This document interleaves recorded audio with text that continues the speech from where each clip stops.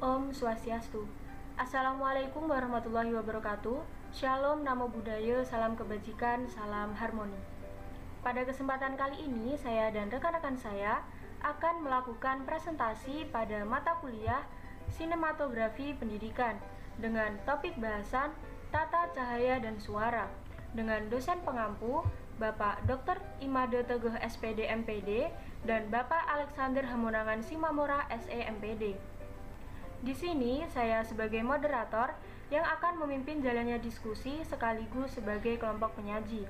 Adapun tahapan dalam diskusi kali ini ada 3. Yang pertama, penyajian materi oleh kelompok 4. Yang kedua, ada sesi diskusi atau tanya jawab. Dan yang ketiga, ada sesi klarifikasi oleh dosen pengampu mata kuliah Sinematografi Pendidikan. Sebelum masuk ke pembahasan materi, izinkan saya memperkenalkan anggota dari kelompok 4. Yang pertama, ada Made Adi Satyawan dengan NIM 201102109. Yang kedua ada saya sendiri, Isna Nur Khalifa dengan NIM 20110211011. Yang ketiga ada Aprida Sinta dengan NIM 20110211019. Yang keempat ada Shebi Erta Aryani dengan NIM 20110211021. Dan yang kelima ada Idewa Ngakan dengan NIM 20110211025. Adapun materi yang akan dibahas pada tata cahaya dan suara, yang pertama ada cahaya. Di dalam cahaya akan membahas mengenai yang pertama tujuan penataan cahaya, yang kedua istilah-istilah penataan cahaya, yang ketiga jenis-jenis cahaya, dan yang keempat penempatan lampu. Yang kedua ada suara. Di dalam suara akan membahas mengenai yang pertama, pentingnya suara, yang kedua, jenis-jenis mikrofon, dan yang ketiga, menggunakan mikrofon. Baik, untuk pembahasan pertama akan disampaikan oleh rekan saya. Baik, terima kasih atas waktunya Isna. Nah, di sini saya akan menjelaskan yaitu mengenai penataan cahaya dengan subtema tujuan penataan cahaya. Nah, di mana penataan cahaya program video televisi merupakan pengembangan dari penataan cahaya panggung dan film. Tata cahaya untuk program video televisi mempunyai karakteristik tersendiri, baik dari segi peralatan yang elektronis maupun sifat-sifat acaranya. Nah, adapun tujuan mata cahaya dan apa yang baik untuk program video televisi, yaitu agar dapat menghasilkan gambar yang menarik sesuai dengan tuntutan naskah serta rencana produksinya. Hal tersebut menyebabkan penataan cahaya atau lighting operator dituntut untuk terus-menerus mengembangkan daya reka dan daya ciptanya. Pengalaman penataan cahaya dalam program video atau televisi. Nah, untuk penjelasan selanjutnya akan dijelaskan oleh teman saya Adi. Silakan Adi. Terima kasih Ngakan atas kesempatan telah diberikan. Di sini saya akan melanjutkan presentasi dari Ngakan mengenai istilah penataan cahaya. Nah, dalam istilah penataan cahaya ini dibagi menjadi beberapa bagian utama. Yang pertama itu ada high sky lighting, atau mana ini adalah sejenis penyiaran suatu skin yang menghasilkan gambar dengan gradasi terutama abu-abu hingga putih. Dari abu-abu gelap hingga warna hitam hanya kelihatan pada daerah yang terbatas saja. Lalu yang kedua ada low key lighting. Dalam low key lighting ini, cara penyinaran untuk suatu skin yang menghasilkan gambar dengan gradasi terutama abu-abu hingga hitam, dari abu-abu terang hingga warna putih hanya kelihatan pada daerah terbatas. Yang ketiga, key light. Nah, key light ini adalah suatu penyinaran terarah dan merupakan sumber penyinaran utama terhadap suatu objek atau area tertentu. Yang keempat adalah baseline. Nah, baseline adalah penyinaran yang melebar, rata, dan hampir tidak menghasilkan bayangan.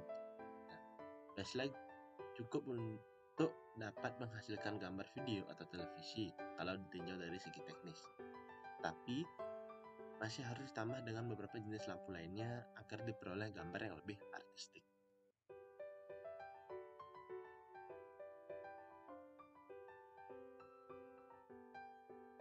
Yang kelima ada fill light atau support light. Yang kelima ini adalah merupakan suatu penyinaran tambahan dengan dimaksud tertentu, yaitu misalkan dengan mengurangi bayangan dari samping yang ditimbulkan mungkin oleh lampu-lampu lainnya.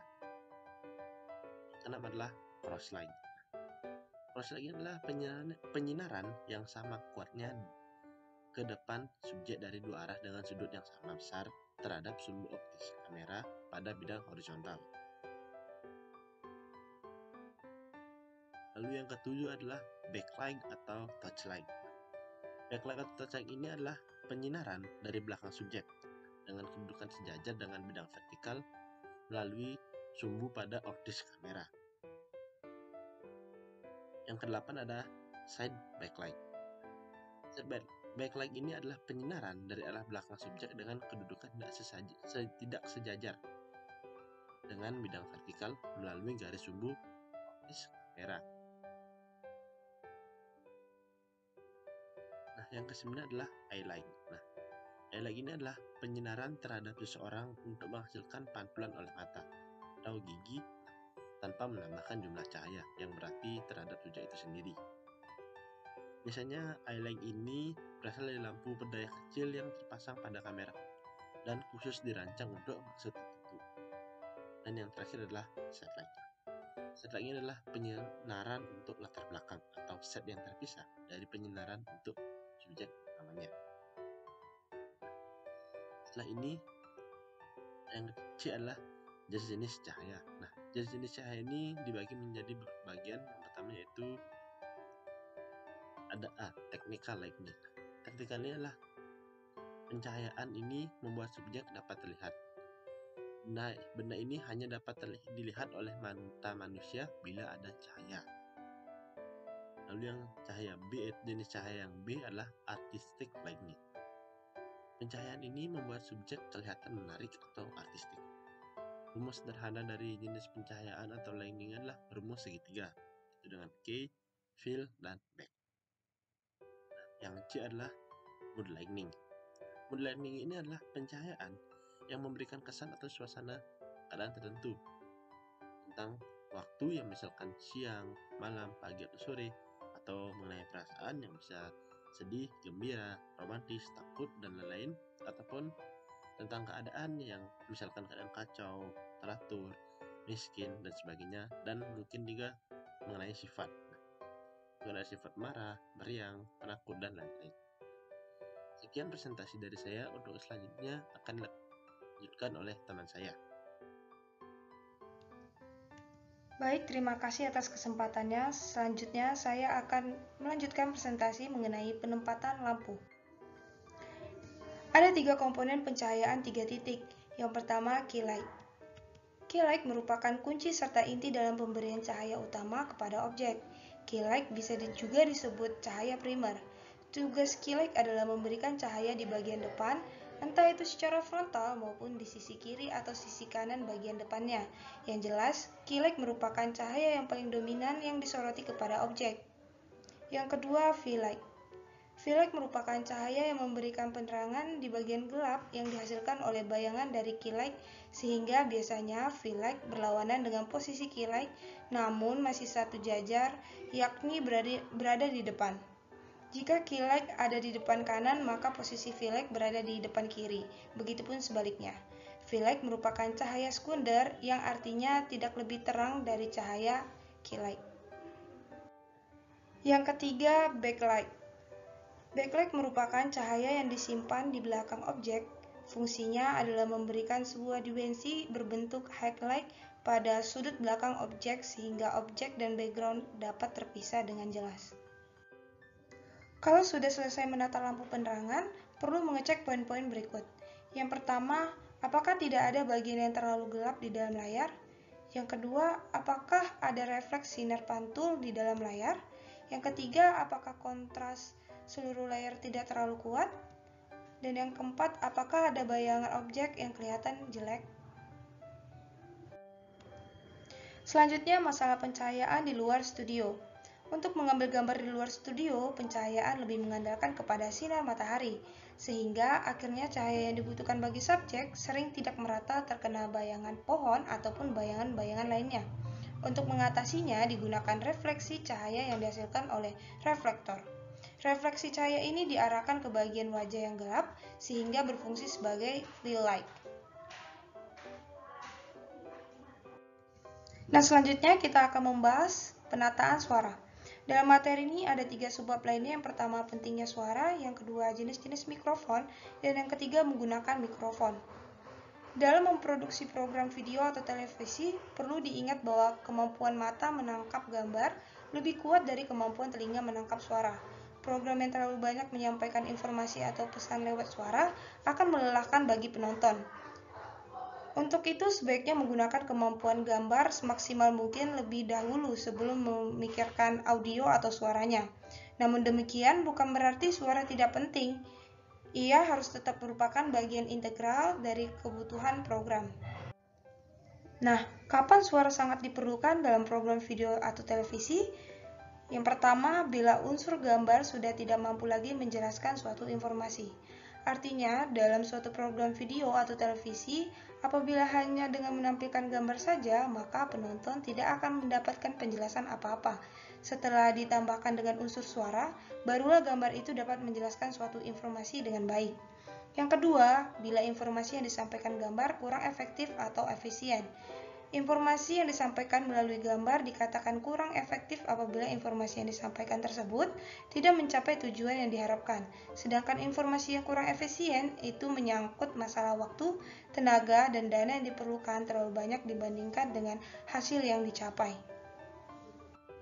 Selanjutnya, dalam program sinetron pendidikan, apakah diperlukan monolog? Monolog umumnya digunakan untuk program-program non-fiksi, misalnya dokumenter, program pembelajaran, majalah udara, dan lain-lain. Hukum dasar atau suatu komentar atau monolog adalah tidak boleh menceritakan apa yang sudah terlihat di layar, dan juga tidak boleh menceritakan sesuatu yang tidak ada hubungannya dengan apa yang sedang terlihat di layar. Ada 3 kategori sound effect. Pertama, background, yang kedua hard effect, yang ketiga Foley. Pada background itu seperti misalnya suara angin, burung, suasana air, dan lain-lain. Tidak saja membantu kita pada tiap momen, akan tetapi suara-suara tadi memberikan kesan suasana yang khusus pada tampilan gambar dan juga sangat membantu tampilan gambar yang tanpa dialog. Yang kedua, hard effect. Suara-suara keras seperti ledakan bom, letusan gunung Merapi, tabrakan mobil, suara halilintar, dan lain-lain. Hard effect sangat diperlukan untuk menciptakan suasana yang dramatis. Yang ketiga itu ada Foley. Foley ini istilah diambil kata foolish, yaitu bagaimana merekayasa suara dengan cara tertentu, sehingga menyerupai efek suara yang diinginkan dan dibuat secara langsung. Misalnya deritan pintu, langkah kaki, dan sebagainya. Baik, sekian materi dari saya. Selanjutnya akan dilanjutkan oleh rekan saya. Baik, terima kasih atas waktunya. Di sini saya akan melanjutkan mempresentasikan yang B, yaitu jenis-jenis mikrofon. Yang pertama yaitu unidirect mikrofon, yaitu mikrofon satu arah. Unidirect mikrofon adalah jenis mikrofon yang mempunyai nilai kepekaan atau sensitivitas penangkapan suara hanya pada arah di depannya saja. Mikrofon ini biasanya digunakan untuk wawancara dan syuting di lapangan. Yang kedua yaitu bidirect mikrofon atau mikrofon dua arah. Bidirect mikrofon adalah mikrofon yang mempunyai nilai kepekaan atau sensitivitas penangkapan suara dari dua arah. Mikrofon ini biasanya dipergunakan untuk membuat rekaman langsung. Mikrofon jenis ini sangat cocok untuk dialog. Yang ketiga yaitu omnidirect mikrofon atau mikrofon segala arah. Omnidirect mikrofon adalah mikrofon yang mempunyai nilai kepekaan atau sensitivitas penangkapan suara dari segala arah. Mikrofon ini biasanya digunakan untuk membuat general sound atau suara yang keseluruhan atau umum. Adapun jenis-jenis mikrofon yang lain, yang pertama yaitu pin mikrofon atau mikrofon peniti. Mikrofon segala arah yang sangat kecil seperti peniti dasi. Dipasang ke arah jas agar tidak menonjol, berguna untuk dialog atau laporan sambil memegang naskah. 2. Slide mikrofon atau mikrofon slide. Mikrofon kompak yang tangkainya dapat diperpanjang atau diperpendek. Tidak begitu menonjol di layar TV, berguna untuk wawancara.